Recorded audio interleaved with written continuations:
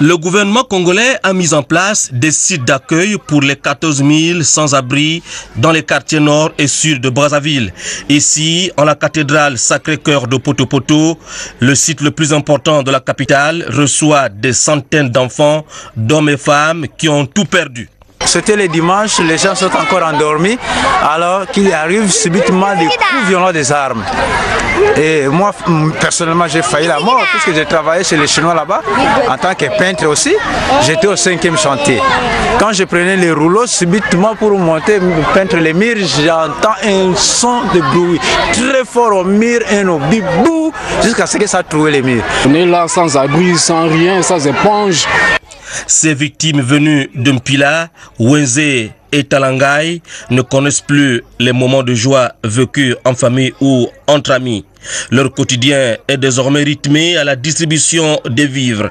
Les lots de médicaments, dont du chef de l'État gabonais Ali Bongo Ondimba, est salué par tous. Nous pouvons dire merci, merci, merci, merci, mais les autres présidents, il faut qu'ils prennent l'exemple du président Ali Bongo. Moi, je le remercie beaucoup parce que ce qu'il a fait pour nous, les Congolais, et pour nous, les Africains, vraiment, c'est pour la première fois que nous, on a vécu des choses comme ça, pareillement.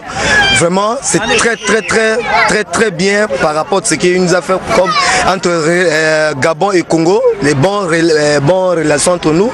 Vraiment, je lui remercie beaucoup. Et ce que moi je veux, qu'il faut continuer de ce qu'il puisse faire pour que Dieu lui protège et continue de doubler encore les mandats qui viennent prochains.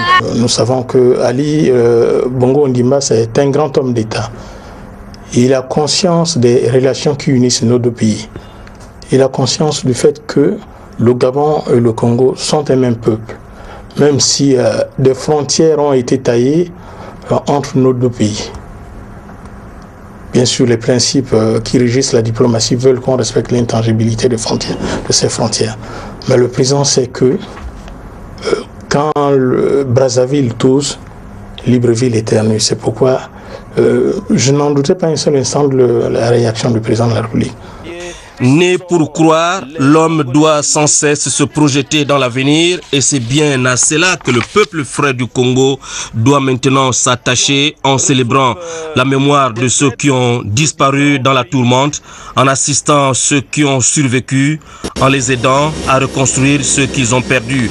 Au terme d'une mission accomplie grâce au dynamisme et au savoir-faire de Madame le secrétaire général de la présidence de la République, Laure Olga Ngonju, l'équipe des reporters envoyés spéciaux à Brazzaville a regagné Libreville.